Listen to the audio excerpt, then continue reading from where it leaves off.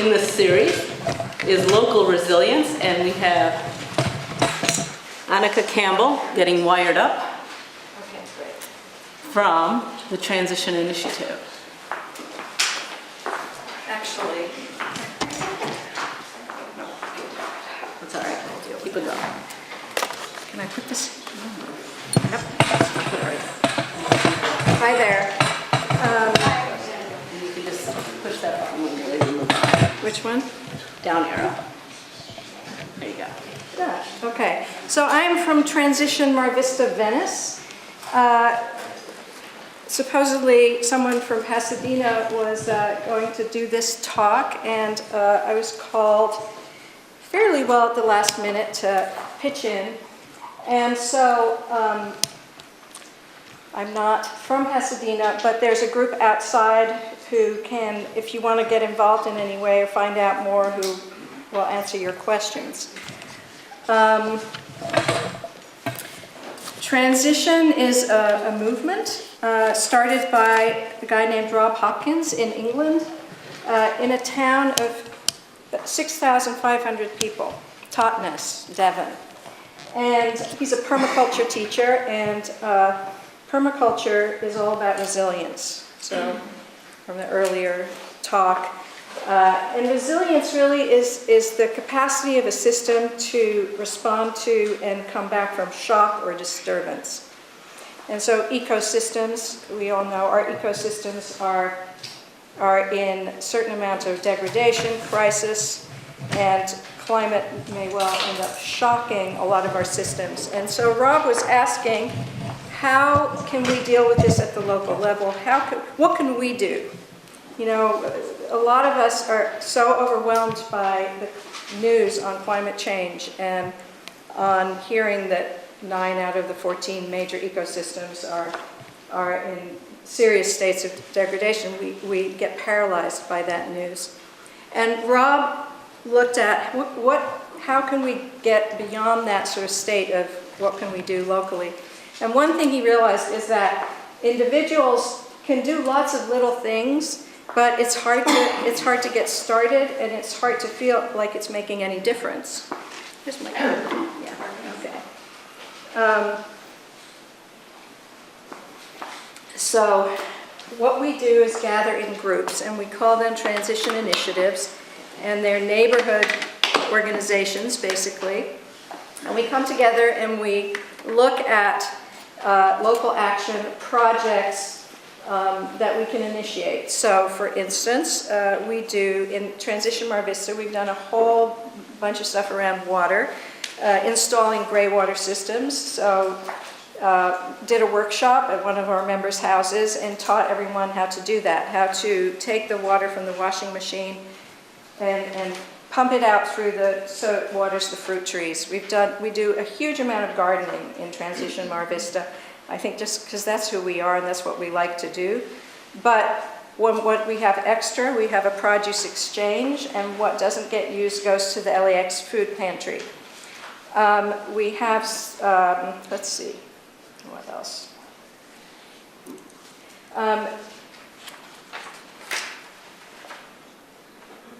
We do chickens, which may not be the best thing for the food, but it's not beef. Can't raise a cow in your backyard. That's true, it helps us grow food. We take out lawns. We do a lot of lawn removal and either putting in drought-tolerant gardens or food gardens. And that's where the gray water systems come in handy. We do pay-it-forward gardens, so that we have a lot of people who, if you're living in an apartment but you have a little balcony and you'd like to grow your tomatoes and your lettuce and your herbs, we'll come and show you how to do that. And if you participate with us doing the next garden. So there's a lot of that kind of thing. There's a transition group in Culver City that really deals a lot with bicycle issues, teaches bicycle repair, encourages people to do alternative kinds of transportation. They also fight fracking, environmental organizations and donor networks, to see if you could sort of, how we can start scaling up these local solutions. And so he was here, He actually came to Pasadena and gave a talk, and he told stories of transition groups around the world. There's somewhere around 15 or 1600 of them now. And some of them have moved beyond sort of helping each other put in gardens and those kinds of things to dealing with energy, transportation. For instance, Brixton in London, which is a fairly poor area, started their own solar energy company in the projects. They're called the council flats there. So people got together and put some money in from the projects and created their first solar company, and the second they've now got their third one going. And they employed local youth to put in the system, and they're getting money back by having their housing have solar energy. In London, can you imagine? There's not so much sun there, but it's working.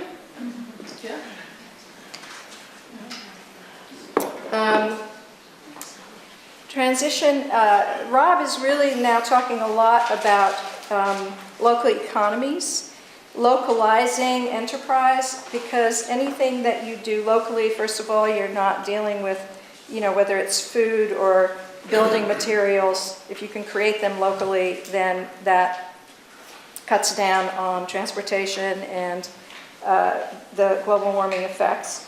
So there are sort of initiatives of local stores and all sorts of things going on. Community bakeries, breweries, groceries, CSAs, local currencies, which is a way of keeping the cash within the community. And, if everything that's chain stores, which is sort of 97% of the economy, is really all about this sort of global thing, that money has way less effect in the local community in terms of jobs. So Rob is really looking at how do we scale up all these little local initiatives so that they become enterprises, so that they start supporting people within the communities where we live. Reskilling is one of the things we really like to do. So there was a festival where we had workshops in cheese making and cob building and seaweed harvesting and those kinds of things. In Hudson Valley, there's a restoration. Transition is doing a restoration of mills, using the old water mills, restoring them to be able to generate electricity through the water, and grain mills for local bakeries. So those are the kinds of things that we're doing. And there are also transition universities. It looks to me like Caltech could use one of those, a group that actually starts to look at how the university itself can become more sustainable and resilient. Thank you. Yeah. And let's see.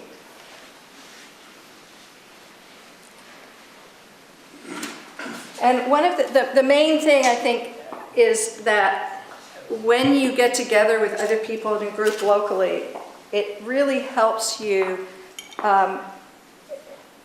it's like this sort of thing about how am I going to change my lifestyle. You start getting to know your neighbors. I think probably the most radical thing you can do in LA is get out of your car. And so we help each other do that. And what we found is we have potlucks once a month in my group. And we just sit together and we talk about how overwhelmed we feel about our children's future. And then someone says, well, maybe, and then something happens and we start to do something, and we recognize that people will help us make these changes that are hard to make at the individual level. They take time, they take energy, they take money, but you get together in a group and a whole lot more becomes possible, and it's a lot more fun doing it in a group. So that's what we do. So we're checking that off. Check off conservation. And move on to the wrap-up. The message here is that together, with all the players, government, industry, community, individuals, that's how we get the synergy. That's where the strategy can come together to actually start moving forward on addressing climate change. And in the end, it's the individuals. The individuals are the only players in this game, because it's the individuals that do the conservation today. It's the individuals that can be part of the community organizations, or to support certain legislation, or block certain legislation, or be in government themselves. In the end, it's really only the individuals like us that can influence the world. So it's a challenge. So the challenge now is for that wrap-up. And for the wrap-up, to talk about how it's all integrated and comes together, you've already met the two guys. It's going to be William and Jeff, and I will just let them do it.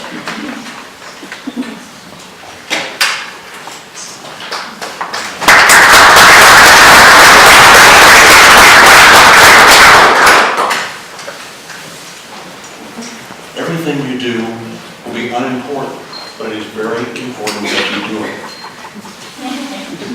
Yanni reminds us of the potential power of collective action. Don't play what's there. Play what isn't there.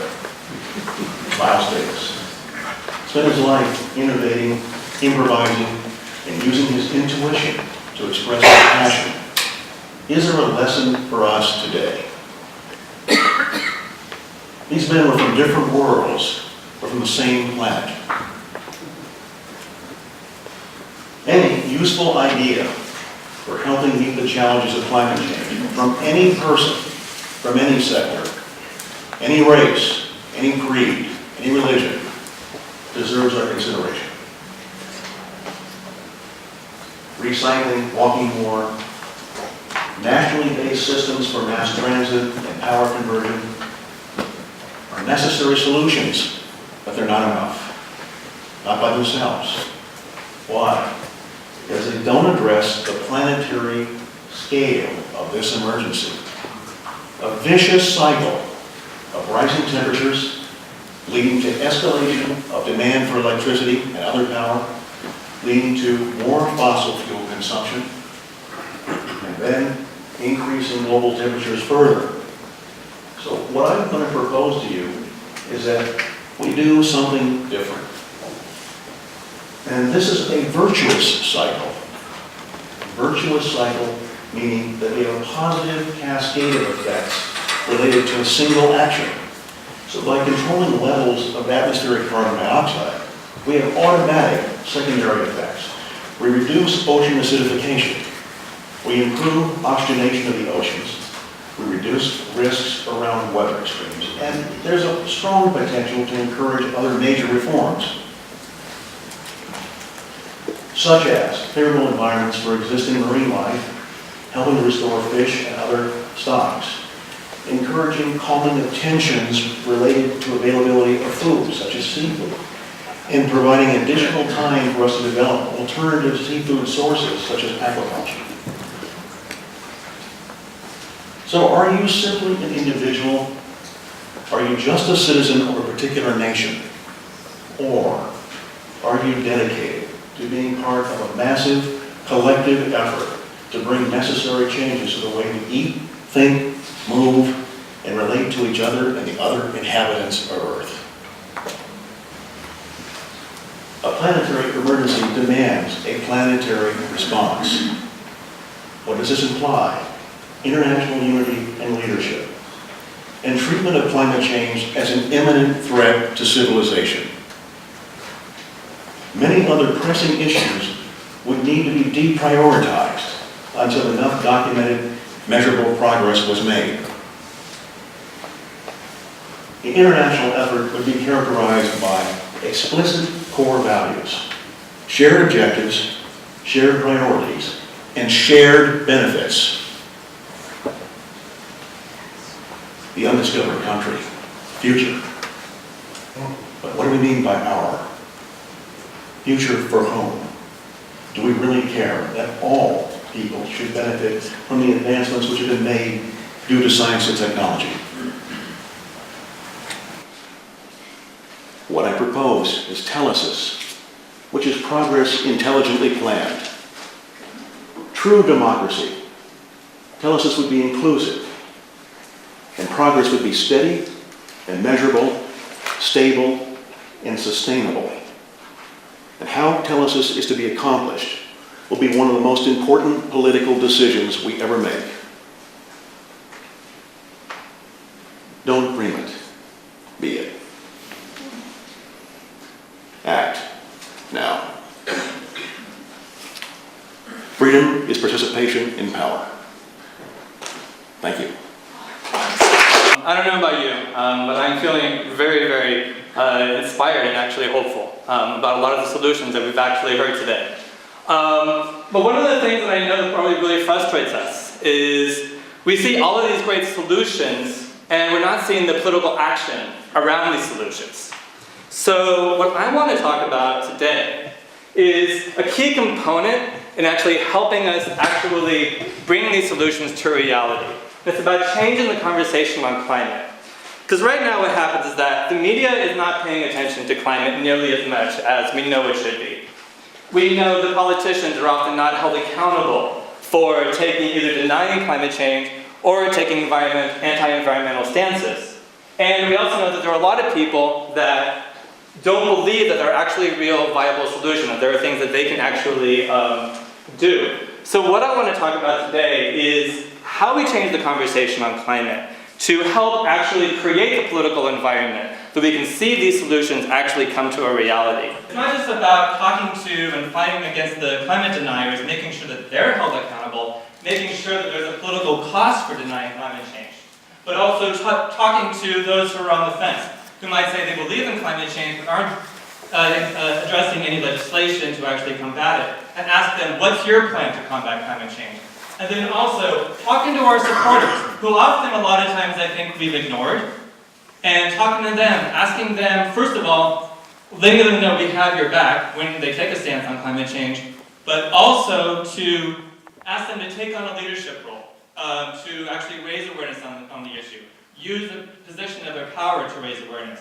One of the things that we did in our chapter is we met with Congresswoman Judy Chu, and she has agreed to join the Safe Climate Caucus, which she has agreed to speak on climate change on the floor of the House of Representatives every single day about climate change.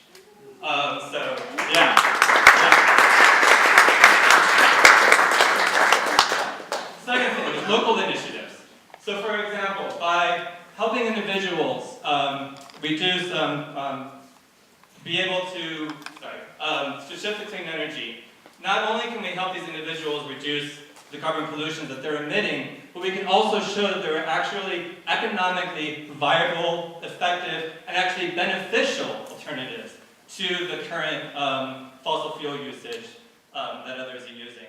By engaging in large-scale energy projects, for example, installing solar power on roofs, these are things that can not only help these institutions reduce their carbon footprint, but they can also, because of the scale, actually bring media attention and awareness around the issue. And also local policy advocacy. One of the things that we're really excited that we're doing is we're partnering with the Sierra Club, members of our chapter, to actually get the city of Pasadena to transition from fossil fuels to a pure renewable energy portfolio that does not include natural gas. And the final thing is advocating for a clean energy agenda, making sure that we actually promote the accomplishments that have actually happened. The federal government invested $90 billion in clean energy through the stimulus bill. That actually doubled our renewable energy capacity since 2008, but very few people know about it. But because they don't know about it, it's been very difficult to get future energy policy stimulus around that. Making sure they're advocating for current energy legislation, the CCL with the carbon tax, which I'm also part of. We know that the EPA, there's a proposal for the EPA to regulate current power plant emissions. To promote that, there's a petition outside that you can sign on for that. And making sure that we're resisting policies that advocate fossil fuels. So that is kind of a summation, but it's not like a complete summation of changing the conversation. But I hope that gives you an idea of some of the ways that we can help actually change this conversation and create the actual political environment to see the solutions we want come to a reality. So just a couple of upcoming actions that I want to let people know about.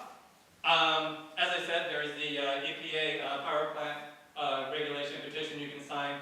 There was going to be a photo petition on tar sands action that's going on. That didn't happen today, but if someone wants to know about that, participate in, please let me know. We're having a screening of Chasing Ice, which is a documentary. I'm sure some of you know. It's a really, really powerful documentary. Amazing visuals that really show the impact of climate change.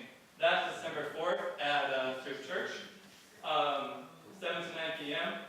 And then finally, please, if you're interested in participating with us in the Sierra Club to get the city of Pasadena to transition to more renewable energy, please let us know. So with that, one amusing slide.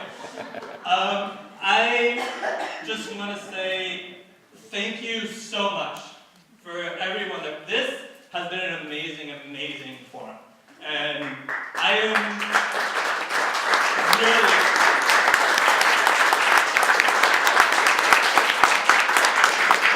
really inspired by all the speakers. And I just want to give a big huge thank you for the speakers who all did an amazing job. I want to thank you for everyone that came out to do tabling. Please support these organizations. They're doing amazing work. And I just want to thank the organizers. I've been blessed with an amazing, incredible team of individuals, as you can see. I gotta give a few shout outs, I'm sorry. I know, okay, so Luke, where are you? Luke has been hugely, so these PowerPoint slides have been like amazing. A lot of these transitions, Luke is hugely responsible for that. So I would like one. Rob was so instrumental in giving us the speakers that we had today. And I just want to give a huge shout out to him. And I have to give a shout out to the amazing Roberta Prescott.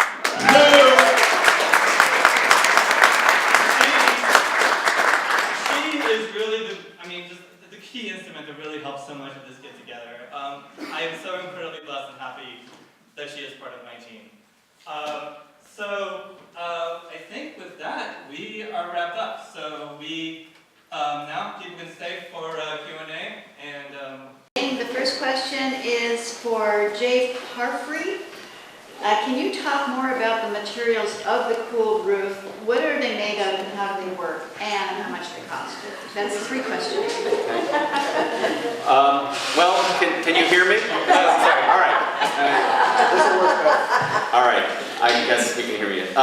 So it's amazing the way our market society works. There is actually a vetting organization that assesses the cool roofing materials out of San Francisco.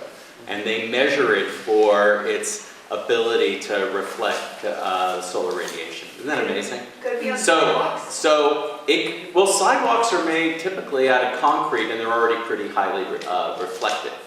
But it's kind of amazing that there is I think it's called a Cool Roof Rating Council. And DWP in Los Angeles offers up to, I believe it's $2 per square foot, but essentially it's all incremental costs above a traditional roof as long as you use the materials that have been approved by the Cool Roof Rating Council. Does that answer the question? There was a question of cost. It's, from what I understand, it's very slight over traditional materials.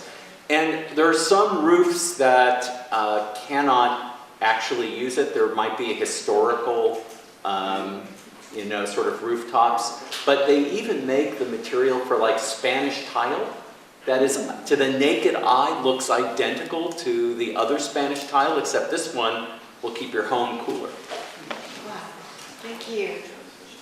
Go to a cool roof. It's part of state law.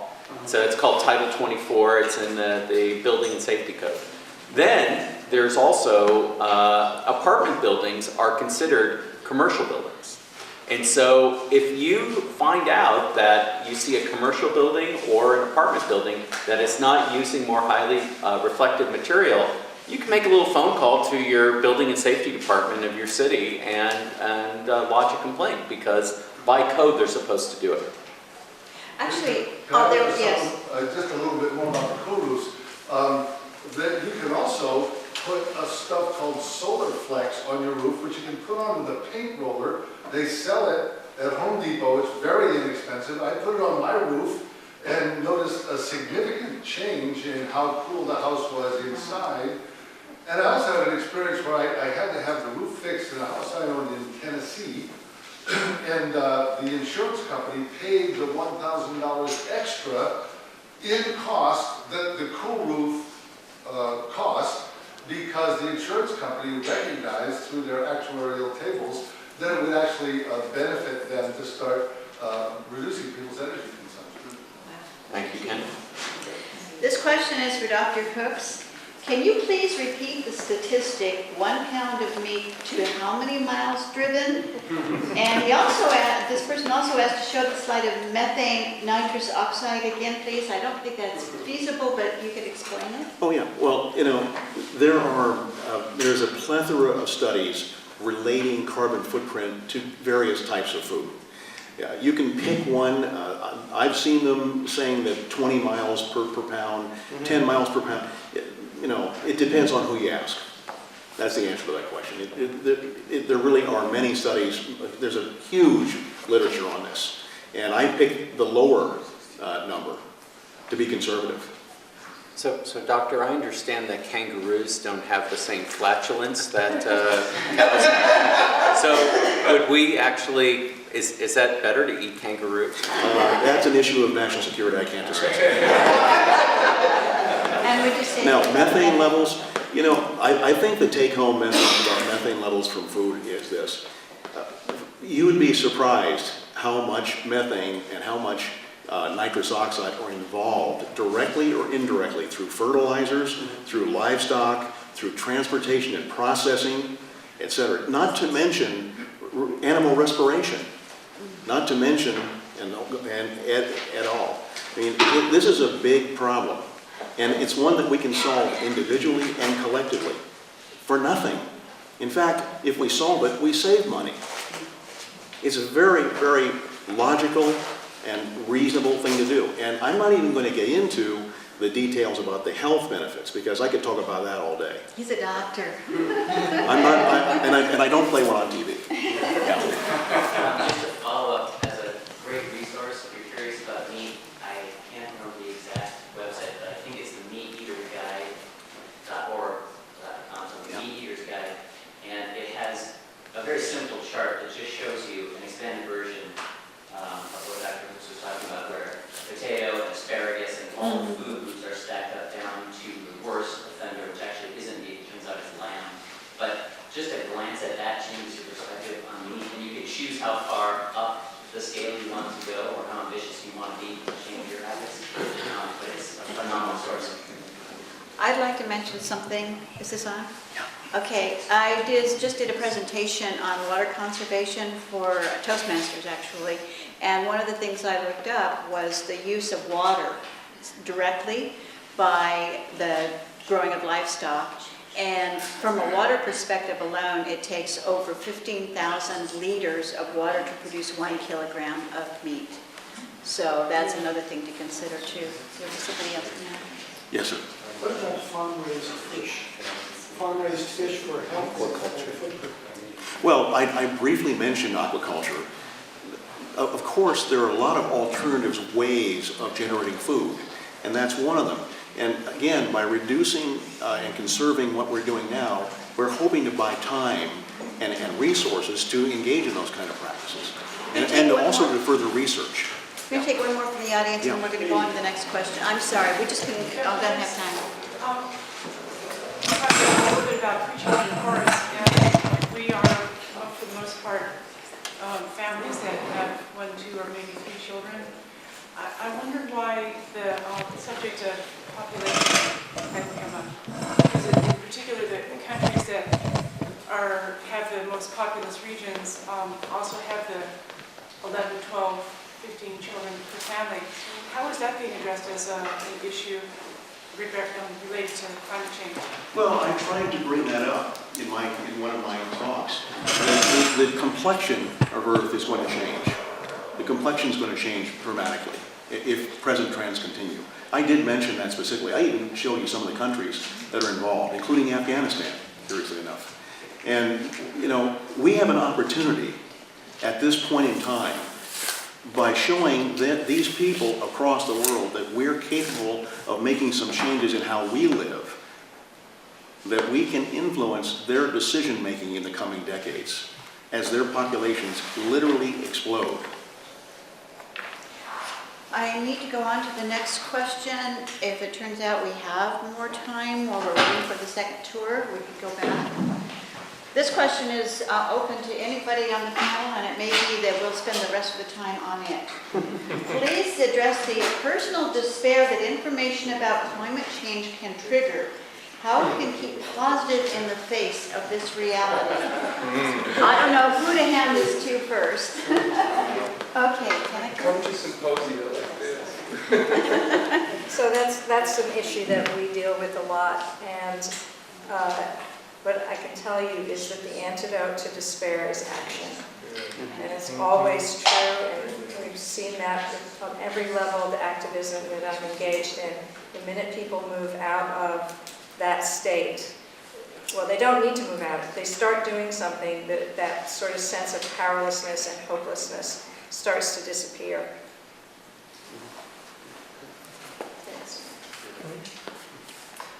Just really quick, that question is actually one of the reasons why I organized this forum.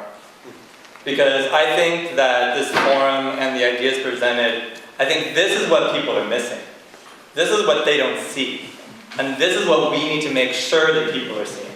So, yes. I have to say one more thing, which is that there's a lot of things going on all over that are extremely hope-giving, and lists of those, you know, good news occasionally is helpful.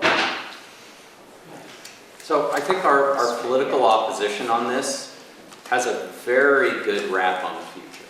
Mm-hmm. They are saying, let the market be unbridled.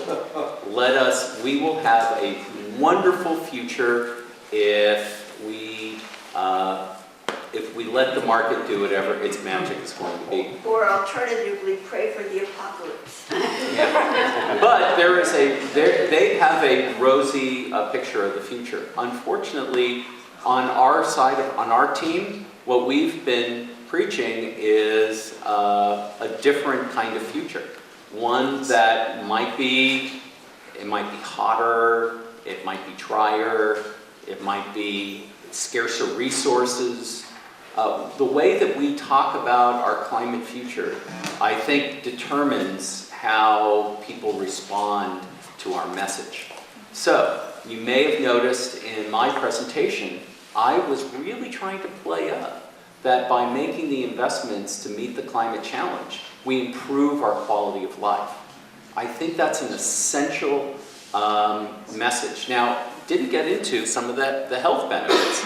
So if we have safe and secure bike lanes, it's a wonderful way of commuting is through bicycle. I happen to live in downtown LA, I work in downtown LA, I'm able to bicycle. I'm the weird guy in a suit bicycling on the street, actually using the Spring Street bicycle lane that Hollywood wants us to paint over and get rid of. I use it every single day. But